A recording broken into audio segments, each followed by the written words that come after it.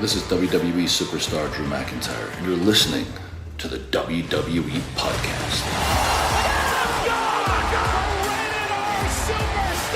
The champ is the one that everybody wants, me. It's going to WrestleMania. Claymore! Austin 316 says I just whipped your ass. This is my iron. You're going to acknowledge me.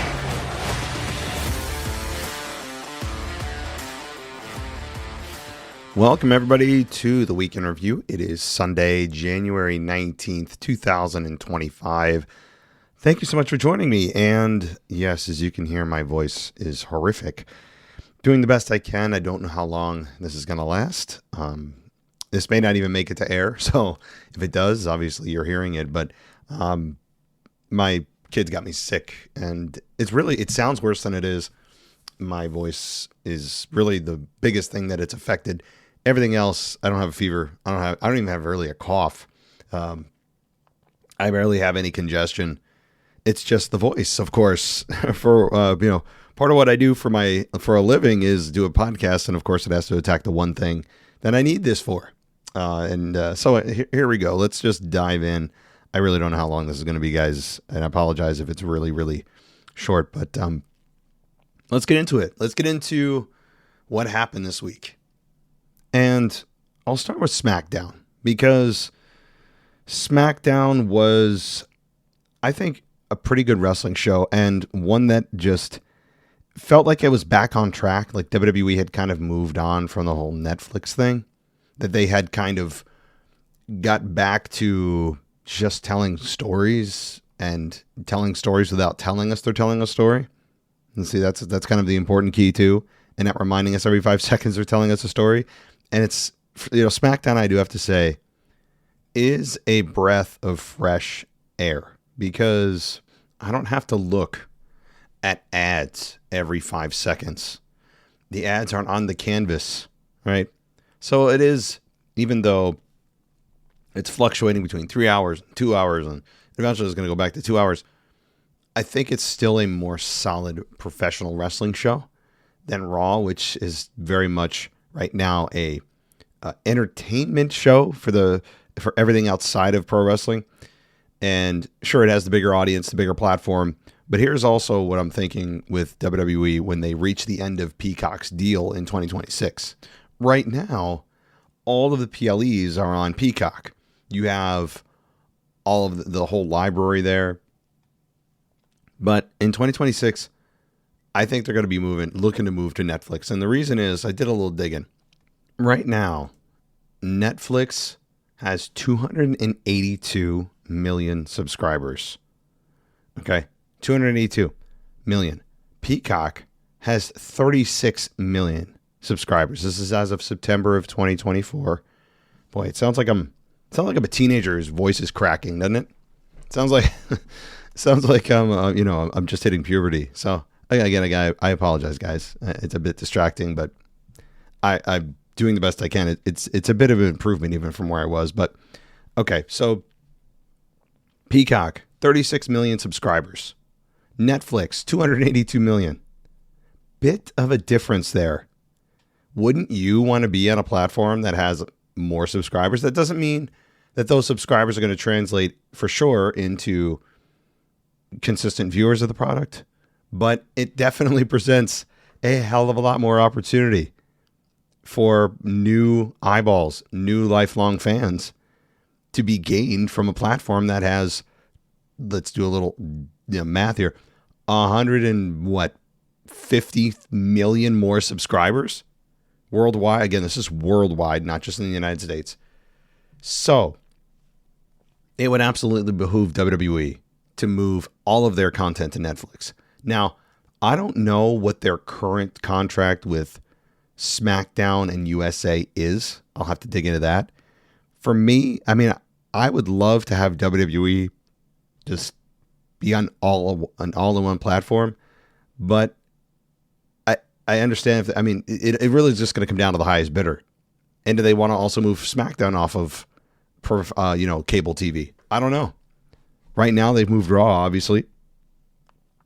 And there are benefits and positives to moving off of USA. Of course, I had an emailer on the mailbag say, well, it's diversifying, not all their eggs in one basket. But again, Netflix has been a proven platform for like 15 years. And it started off not streaming. You remember, it was just, you had to go to like rent a DVD. They'd send you a DVD in the mail, and it was kind of like Redbox.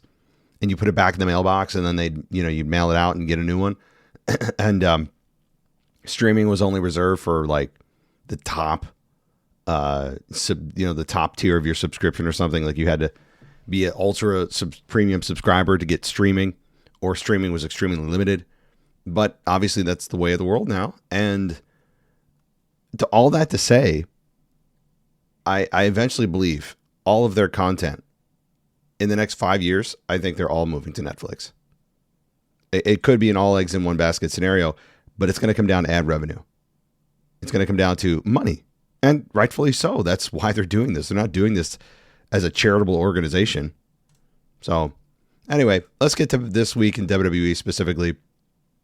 And before I do that, and digging into SmackDown a little more with Tiffany Stratton taking on Bayley, which I really enjoyed, and Motor City Machine Guns, who took on Los Garza, and Seth Rollins and Drew McIntyre and all that.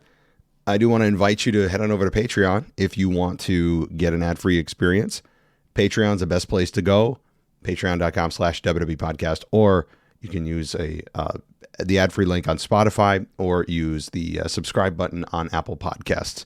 All of those give you an ad-free experience, and I promise my voice only sounds like this tonight. If you are new to the show, you never heard me before, I promise that you take the voice cracking out of it, and that's our normal talking voice. So don't let this deceive you, but let's continue. So let's start with SmackDown. And let's see, I got my drink in front of me, guys. I'm a big fan of bubbly. I don't know about you guys. I never used to like carbonated water. I used to hate it. I don't like seltzer, but I thought I hated carbonated water. Turns out I have a big problem. I mean, if this wasn't water, I'd probably OD on whatever this is. I mean, it's just literally flavored water. There's no sugar, no calories. Bubbly is, I'm a big fan. But the problem is drinking carbonated water when you're running a podcast. Thank God this isn't live, because I do a lot of pauses to, release the carbonation. It's very difficult. So I'm trying to soothe my voice a little bit and also enjoy my beverage. So one last thing, I promise you. Heads up, 2-week heads up here. In a couple weeks, I'll be heading on a vacation to Mexico for 4 nights. I'll be leaving February 5th and coming back February 9th, okay? And the reason I'm telling you that is not to brag, but rather to just let you know I'm going to still try to post the best I can. I may not be hosting any of the shows, but I'm still going to post any of the shows that our awesome teammates produce. So the SmackDown review, the NXT review, the After Dark, all of that, I'll still try to post. So just letting you know a couple weeks ahead of time here. Just past the Rumble is when I'm going to be taking a quick break and heading down to Mexico. So I'll just leave it at that, and looking forward to it. So hopefully I'm getting the sickness out of the way now, so I don't have to deal with it in a couple weeks. All right. So SmackDown. Rey Mysterio comes out, and he said it felt great to be home, of course, in San Diego, in front of his people, his family, his city. And he declared for the Royal Rumble match. Because, again, one of the most important matches of the entire year, all you have to do is declare it like Michael Scott. And it is so. So Rey Mysterio, man, when you look at this lineup, holy crap. This may be one of the most star-studded Royal Rumbles I've seen in a long time. This is very much a star-studded Rumble. On top of the potential returns like Randy Orton, he's definitely going after Kevin Owens. You know that. He may go after him as soon as Saturday Night Main Event. Can't forget about Saturday Night Main Event. That's coming. So with the Saturday Night Main Event looming, Randy Orton is probably poised to return during it was a ladder match, right, between Cody Rhodes and KO. So that's probably where he'll return. So I digress. But Randy Orton could very well also be involved in the Royal Rumble. That leads to a lot of fun interactions between Rey Mysterio and John Cena and Roman Reigns and potentially Randy Orton. And what about The Rock? Does he participate? I'd give it a 50-50. All of these things, it's going to be a hell of a Rumble. Drew, Punk. This is a crazy Royal Rumble.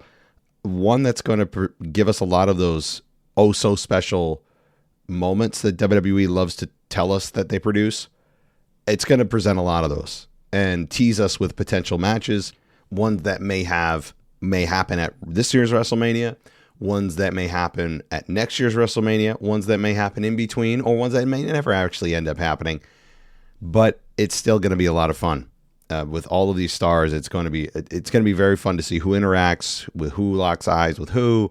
Yeah, it's just, I say this seemingly about every year's Royal Rumble, but this year more so than any other, and one that is more unpredictable than any other. Now, when you look at this, Cody Rhodes, we all knew was going to win last year, right? Cody wins, right? This year, I don't know. You can make a strong case for John Cena, very strong case. I would actually say he's the leading candidate right now. But what about The Rock? Does he inject himself using the power of his position, creating an extra spot at number 31? What does he do? You know, if The Rock's not there, does he participate at all? Big question marks. Roman Reigns, what happens there? Do him and Cody have any issues? What about Jay? What about Roman or CM Punk and Roman? So what about the favor that Paul Heyman owes CM Punk? There's a lot of moving parts. This is a hell of a Royal Rumble coming on February 1st. I cannot wait. I, for one, am very much looking forward to it. Very much. So, all right. And where the hell is the build for the Women's Rumble? Someone pointed this out. Might have been on X. Follow me on X, by the way, wrestling_audio, or just search WWE Podcast. Where is the Women's Royal Rumble build? Where is it? I'm looking. I have my eyes squinting. Did the women have a Royal Rumble match this year? I can't get excited. I have to talk very monotone tonight. I can't go off the rails and have my rants because it'll sound horrific even more than it does now. So I will just say, where the F is the Women's Royal Rumble build? I haven't seen much. Very little. It's kind of weird. But, all right, well, let's continue. So Ray said the competition is heavy this year and it'll be tough. He said when he won in 2006, the Rumble, he did it for a friend that everyone knows well. And of course, Eddie. I mean, Eddie Guerrero just continues, even though he died 20 years ago.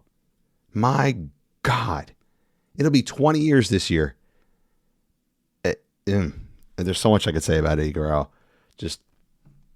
But the fact that he's still getting chance 20 years later, he is one of the few deaths in wrestling that just doesn't get better with time.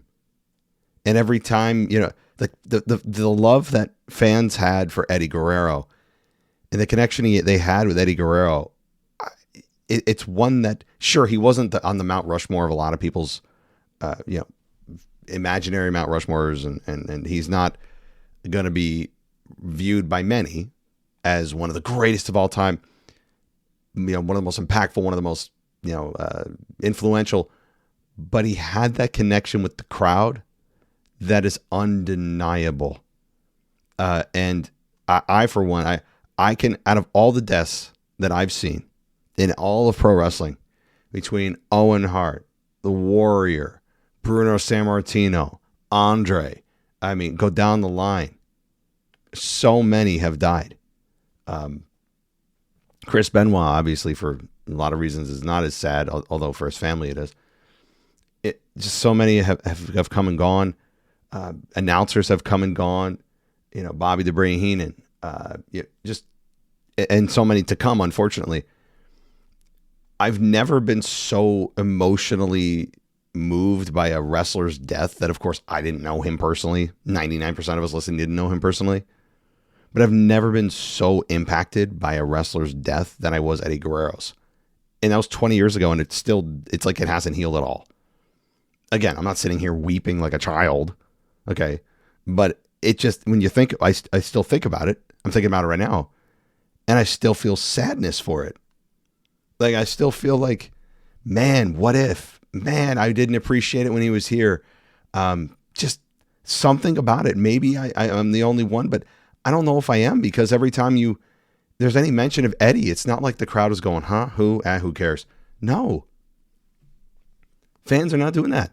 You hear Eddie chants every time. So, okay, moving on. Kevin Owens then interrupted, and he's holding the Winged Eagle title belt, and of course, the shirt he's the son of a technician or something, a Canadian. I got to get the full. It was just brilliant. Kevin Owens is a comedic genius. He has no business being a heel doing that. Although, I like him as a heel and a baby. He's pretty good as both. But he's a comedic genius. Kevin Owens is just, he's a troll. He's like a walking troll. And I mean that in a complimentary way. He's the embodiment of what a wrestling troll on the internet would be, except he's actually really good in the ring and he can hold his own. And he's not that, but he's an embodiment of that, but does it in a way that's also hilarious. So it's hard to kind of truly hate him. He's just in a great spot. So he said he had to come out when he heard Rey was going to win the Rumble. And he said he doesn't respect anybody as much as he respects Rey Mysterio. And he said that if Rey wins the Rumble, he wants to face him for the championship because he's going to beat Cody for the championship. Rey's going to win the Rumble. And of course, they want to meet at WrestleMania. And Rey said that he would if that all happens, which of course is no chance of happening, but still fun to think about. Oh, that's what it said. The Canadian Dream, son of a security systems technician. That's what it was. The son of a security systems technician. And it's so great. Oh my gosh. And here's what this particular analysis says that I'm reading, which is just spot on. Angry and delusional KO is the best KO. That's exactly right. Would that combination, when he's totally delusional and he's also angry, it is the best version of Kevin Owens by far. Okay. So we then have, let's see here. Cody Rhodes. I'm sorry. We have a women's tag team match. Bianca Belair and Naomi versus Nia Jax and Candice LeRae. Non-title match. It was a women's tag team champions, but a non-title match. This went, let me see the timestamp, 11 minutes. And Bianca and Naomi did win here after Naomi tagged herself in, hit LeRae with a bubble bomb, and got the victory. So after the match, it was announced that Belair and Naomi will defend the titles against Lash Legend and Jakara Jackson on the January 28th edition of NXT. That's going to be held at Atlanta. So, yeah, having a tag team champion, tag team champions win a non-title match is usually surprising because the non-title match, I mean, the majority of the time is used to set up losses for the tag team champions so that they could, they have that victorious team has a claim that they should get a shot at the belts because they just beat the tag team champions. Not in this case. So interesting. But also, has everyone forgotten about the Jade Cargill story? I know it keeps slipping my mind. I saw it on Twitter the other day. I'm like, oh, that's right. Like, are we supposed to still care about this? I mean, I shouldn't say that as a patronizing kind of no one really cares truly, but it is fading quickly in the minds of fans with WrestleMania on the horizon. And Jade, who has not yet really made a big impact in the company, at least to the level I think that a lot of fans and likely those in management in WWE hoped she would. There's not a lot of, I honestly am not sitting here going, oh my God, when is Jade coming back?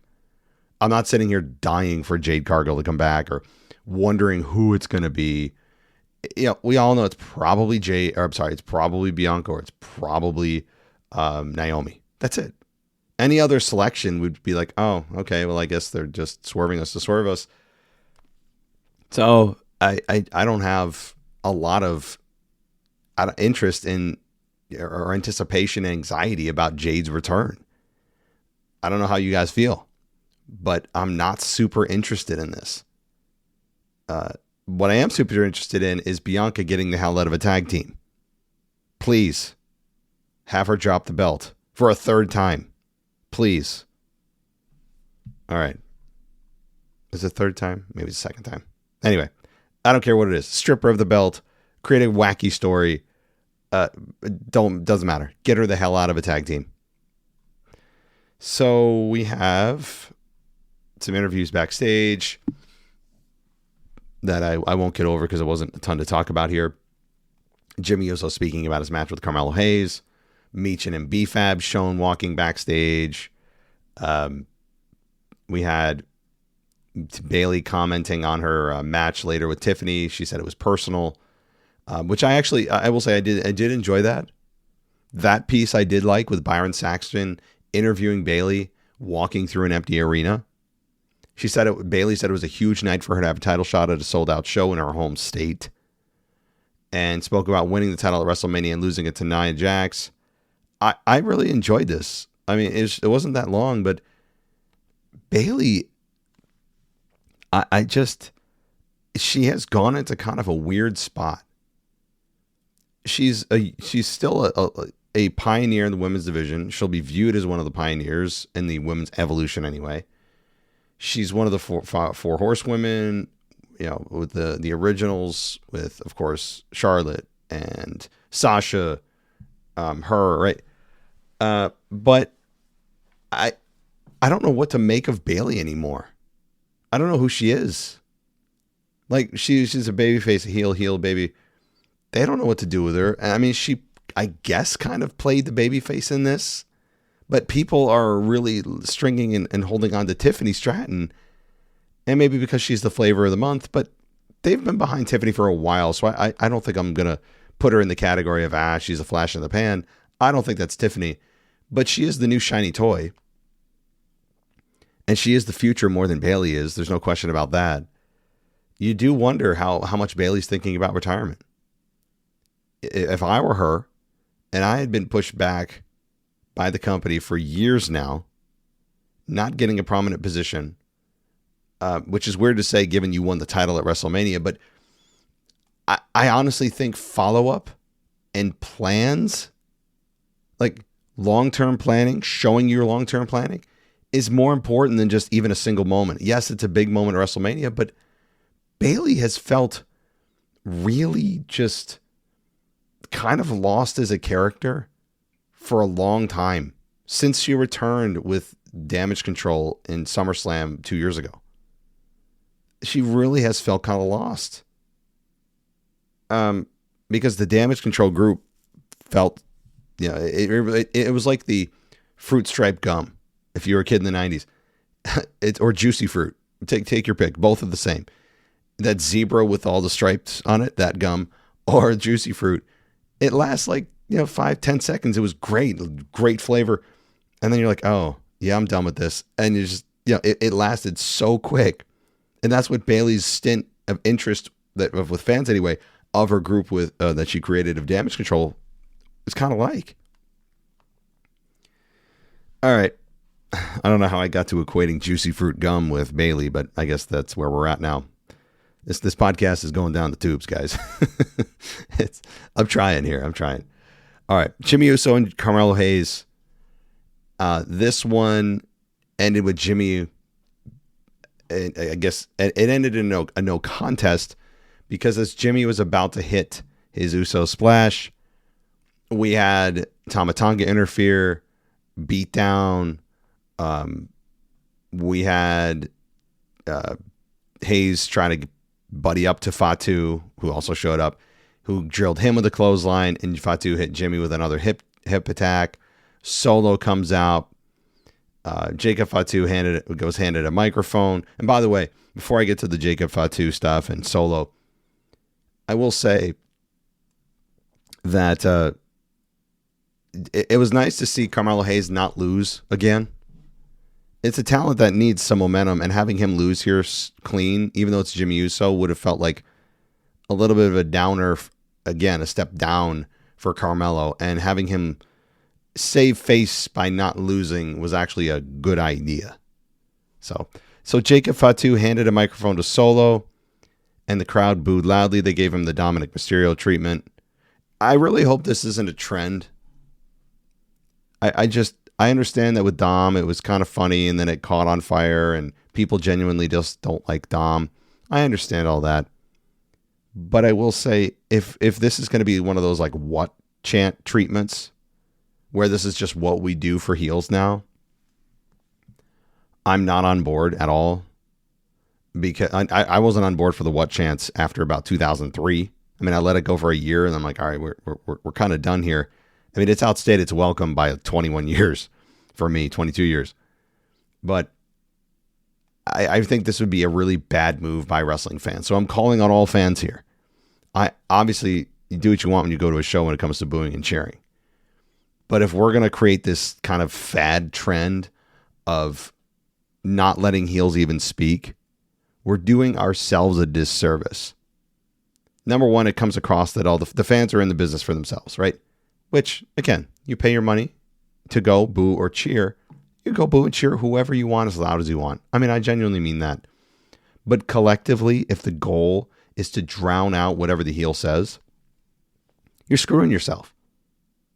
You're screwing yourself and the people at home who are also fans that will also attend. And when it comes their turn to go to their city and see WWE, because you're not allowing the story to take place. Sure, they can mitigate it by just speaking over them, just yelling over the crowd, which isn't fun to listen to, or going through video packages, pre-tape promos. But there's something that is special about a heel taking a mic in front of a live crowd.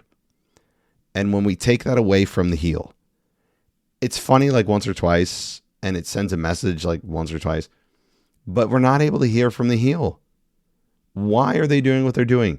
Why should we hate them more? We can boo them after they get to say what they have to say. But if we are such fans of storytelling, then we're not allowing half the story to be told. So it's really just, I don't know. When it happened to like Roman Reigns after WrestleMania 33, when he beat The Undertaker, and the fans just would not let him speak. It was 15 minutes of boo and F you Roman and you can't wrestle and all of it was just awesome. That, I have zero issue with that. I have zero issue with Dominic Mysterio being booed a couple of times. But, I mean, Dom isn't able to even grow as a performer if you're not allowing him to speak in front of a crowd. We're kind of mitigating his actual growth as a performer, as a wrestler, because we're not allowing him to get any mic time in front of a live crowd. So again, you go and boo and cheer whoever you want, of course. I'm not the gatekeeper or overlord of how people act at wrestling events within reason. But I have to say, this is the downside of booing a heel so loud while they're trying to speak that you can't understand what they're saying. Or they just don't even try. And that's what we got here. So Solo dropped the mic, exited through the timekeeper's area. Fatu and Tonga were remaining in the ring. And then Jacob was shown watching. And Fatu picked up the mic, which I didn't expect, and said, "So this is what it comes to, huh?" And Fatu said he's tired of the disrespect and hate. He said, "Even on a bad day, y'all can't touch me." And told the fans he won't let them act like he never got this. They gave him the what treatment, of course. And he spoke right over that stupid chant. And thank God. Thank God. That's what needs to start happening. What needs to start happening to totally mitigate this disease of a what chant, the cure, is to just ignore it's happening. Just talk through it. Don't pause where they can say what. Just keep going and let them ruin their own promo, right? They're going to ruin their own in-person experience by trying to implement the what chant, doing it, and then realizing, wow, I'm acting like an idiot. And the fans won't be able to join together because they won't know at what moment to chant what without the pause. So that's what you just do. You just keep going. All right, that's a great move. So we had Fatu said the crazy thing is he's just getting started. LA Knight's music played, and he attacked them from behind, Fatu and Tama Tonga. And that's when we had eventually Knight get overcome by the odds. Braun Strowman comes out, and Tama Tonga dove over the top rope. He was caught by Strowman, who tossed him into the barricade. And then Strowman entered the ring. And then Fatu didn't back down, but Tonga grabbed Fatu's legs, pulled him to the ringside, and Strowman and Knight stood tall in the ring. I think this is a really good segment. I'm not a Braun Strowman fan per se, but a good placement for him here, as he kind of pops around from program to program, being used as needed. I don't think he'll ever have a long-term story in WWE. That's not really what he's been built for at this stage. But he's playing a good role right now, and it was a fun teaser to see Braun Strowman and Jacob Fatu in the ring together, and also awesome that they didn't have any physical interaction. Delayed gratification is something that I think not just wrestling fans, but just as a culture, we need to embrace a little more. That not everything we want needs to happen at this exact moment in time. And not everything we think we want should happen at all. Right? I'm not to say that I wanted to see them lock up, but I'm a big fan of delayed gratification. I think that it's something that needs to be practiced more often. And especially for wrestling fans, because everything we want all the time needs to be right now. And I think that's not the best approach to have, because it's a teaser. It keeps you watching. So this was good. All right. Motor City Machine Guns, Alex Kelly and Chris Sabin took on Angel Umberto. Elektra Lopez was at ringside. 12-minute match where Alex Shelley and Chris Sabin beat Los Garza after they hit the Skull and Bones, and Shelley got the victory. So a good, just solid wrestling match. Crowd seemed to be kind of into it. I don't really know what the plan is here for either team. I would think that it's setting up a triple threat for the tag team titles, probably. All right. Backstage, Nick Aldis approached Kevin Owens with the contract addendum. Owens pointed out that Cody hadn't signed it. Aldis said Cody wouldn't sign the contract until Owens did, and Owens said he wasn't signing it and barked at Aldis about preparing for his match. All right. Piper Niven versus B-Fab, quick match here. It's kind of your typical women's match. And I say typical because it's been, most of the women's matches in the last 10 years have been pretty short. 2 minutes and 20 seconds, and Piper Niven won. But we got an appearance from Michin here after the match with a kendo stick to run out and get a little bit of revenge on Piper Niven. And she did get that, and that was that. It is nice to see Piper Niven and Michin, two women that were side attractions at best, side shows, forgotten sidekicks, in a position that puts them in one-on-one matches, building to something here with Michin and Piper Niven. I would imagine the kendo stick could be a sign of things to come. Perhaps not at the Rumble, but at Saturday Night Main Event or on the next SmackDown, you're going to see a street fight, likely between Piper and Michin. So then we had Tiffany Stratton being interviewed, and she said she made history. Okay, Tiffany, I have no issue with you being champion. Not everyone needs to always talk about making history. Everyone in their promos before matches, this has been going on for like 10 years now, is so concerned about history. I make history. You make history. Oh, we're all making history. I'm the first this, the first that. I made history about it. Look, the history, how about we just let the history speak for itself? Or if the announcers want to blatantly point out facts and stats, sure. I just feel like when they point out making history and let's make history, let's tear the house down, that kind of crap is a very much pull behind the curtain, like rah the brand. I hate that. I'm not a fan of rah-rahing the brand over your own, because you're a part of the brand. We all know you are being paid by the company. We all know you are working technically for the company, for the betterment of the company. But you don't need to blatantly, carry the flag of the company and drive it into the ground and stand there proudly as the WWE flag waves. No, I want people to be in business for themselves. Here's what I think a concept that WWE needs to understand, that they just have lost total track of, and it was more on display on the Netflix debut of Raw than I've ever seen it ever in 30 years of watching wrestling. Fans get emotionally invested in characters, in wrestlers, and in the stories that those wrestlers tell. Fans at a hot level are not emotionally attached to the company WWE. And you may be saying, what are you talking about? WWE is a part of my life. WWE, I love it. I have so many good moments. It got me through so many hard times. Yes, sure.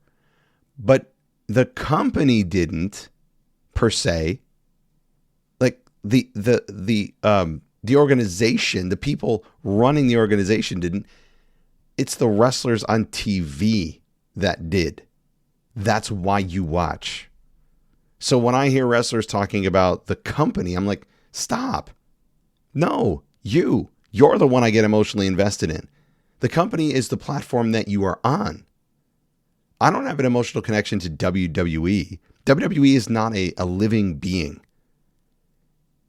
It's a registered organization, publicly traded on the stock market, right?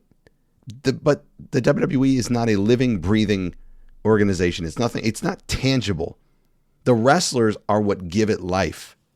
So I think at times, with WWE so heavy-handed about how great their brand is, and you have all the wrestlers talking about it and, let's make history and tear the house down. Shut up. No. I care about what you're going to do and why you want to win and why it'll be bad if you lose. It's really that simple. At its core, that's what it is. But no one has an actual attachment to the company, the organization. On paper, no one. It's the wrestlers that are a part of the company that give us those emotional ties. So I think that's the distinction that WWE has just totally blurred, and thinking that the fans love WWE. No. We get emotionally invested in the wrestlers and what they do and their promos and the stories that are told by them. Yes, you may be developing them, of course, run by Triple H and company. But it's the story itself that's told. Okay? WWE is nothing more than a platform to tell the story. Right? So, I think I've made my point. So, we have, let's see here, Rey Mysterio's daughter, Aaliyah, ringside, front row. I know that's his daughter, guys. This time I know. So if Aaliyah cried, I know it's his daughter. Unlike Penta, who debuted on Raw, that I just somehow missed that was his daughter crying at ringside. And I don't know if I was making fun of it, but I was kind of berating fans for crying over. Yeah, didn't know it was his daughter. I've already talked to that. I spoke to that on my last show. But yes, Aaliyah, who had an infamous storyline with Buddy Murphy. Remember that during the pandemic era? She was like making out with Buddy Murphy. Yeah, I remember those. Good times. So, Kevin Owens and Rey Mysterio.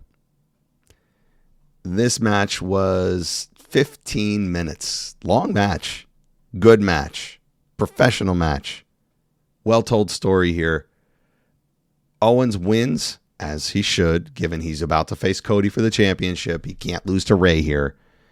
After the match, Owens pulls Ray to his feet, shook his hand, kicked him, went for a package pile driver, but that's when, the savior, the knight in shining armor, Mr. Suit and Tie himself comes out to make the save, and he comes out, roughed up Owens, pulled off by security and producers. Owens was pulled to ringside. Cody got away and dove onto Owens at the broadcast table, and Owens grabbed a winged eagle belt and exited and held up the belt while Cody was in the ring. So good match here. Fine ending, kind of a standard ending. The company's top babyface makes the big save. And Rey Mysterio here can't be underdone. I'm not a fan of his babyface character either. I thought it's been very mushy. Rey's never been a great promo, but he's an absolute legend. Yes, he's in San Diego.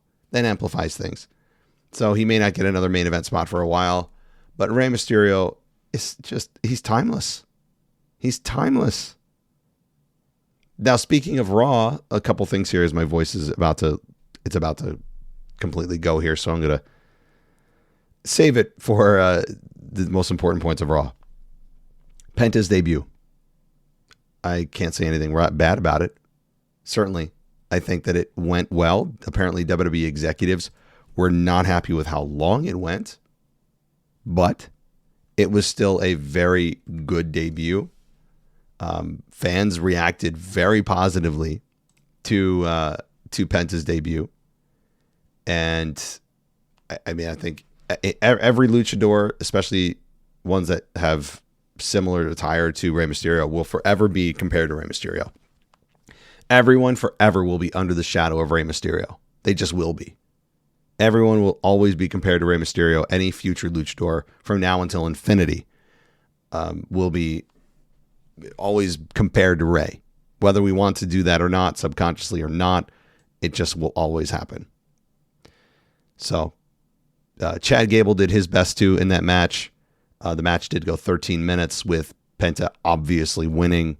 That would be insane if he didn't with the Penta driver. Good debut. And it'd be interesting to see what's next for him. We had the Punk and Rollins segment that opened the show. And McIntyre coming out, of course, just being a truth teller. All three of them declared for the Rumble. So, my God. All right. Continuing, Sheamus and Ludwig Kaiser. Sheamus beats Kaiser in 8 minutes and 47 seconds. We had, let's see here, Dakota Kai versus Lyra Valkyria, the first women's Intercontinental Championship match. And your first is Lyra Valkyria winning in 8.5 minutes. Sami Zayn beats The Miz in 4 minutes. We had Finn Balor and Damian Priest in a street fight to end the show. And Damian beats Finn in 17 minutes. Good street fight, fun street fight. We had the stretcher. We had table spots. A good back to basics, if that's what you call it today, nowadays, version of Monday Night Raw. And here's what I would like if I'm in control of the company. A massive focus, like a seismic shift focus to the Royal Rumble. Especially for the women. Especially for the women who have been kind of totally ignored from the Royal Rumble perspective. And I really would like, even for the men, all eyes on the Rumble. You have 2 more weeks to build it before we get to the February 1st PLE. But it's essential that you put all your chips here now on the Royal Rumble. Not every segment for all hours of all programming for the next 2 weeks needs to be about the Rumble. But one of the general themes, one of the top themes should be maybe a Royal Rumble qualifier for, I don't know. You could do a number 30, but I've never been a big fan of a number 30 spot for qualifying to be in there. The reason is it takes so much of the mystique out of it, because number 30 has high expectations, almost unfairly. It's, you always think it's going to be someone big. Remember when it was Rey Mysterio and he got booed? Remember when it was Roman Reigns and he got booed as the big dog? Oh my God. Just great stuff. John Cena. I mean, there's been some great number 30s. And I think if you spoil that number 30 spot, it kills it, because then you get to number 29, you're like, oh, well, I know who the last guy is, you know? So I hope they don't do that. Again, of course, unless The Rock adds himself as number 31, right? You get to number 30, you think it's over, and then the buzzer goes off, and everyone's like, what the hell? You know, oh, comes The Rock. I mean, he could do that. And hopefully we get back to the final boss the next time we see him. There was even a sign, and this is the last thing I'll say because I'm at the end of my rope here. The Rock's, somebody had a sign in the audience about The Rock breaking kayfabe or something like that. And it was just a great sign. I think it was on Raw. It might have been Raw. Or was it SmackDown? I don't know. Sometime in the programming this week, there was a sign in the audience about why did The Rock break kayfabe or something. And it's just brilliant. It's just like, yeah, like, horrible, Rock. What are you doing? But I've already hammered that home too much over the last couple of weeks. So that'll do it for me tonight on the WWE Podcast Week in Review. Once again, I apologize for the voice. No fun, but I definitely wanted to give you guys some content here, and I think that it's you guys deserve it. And it's always fun to talk wrestling and therapeutic. So you want to go ad-free, Patreon is the place. You can go to Apple Podcasts, Spotify, all offer ad-free experiences. And I really would appreciate any review you guys give us. Also helps out the show. All right, that'll do it for me tonight, guys. Hopefully by tomorrow or by Tuesday for the Raw review, things will sound better. So I'll be talking next time. Take care. Thanks for listening to the WWE Podcast. Don't forget to subscribe on your favorite podcast app so you don't miss a show, or head to WWEpodcast.com. And for all of these shows ad-free, head over to patreon.com/WWE Podcast. Until then, we'll see you next time.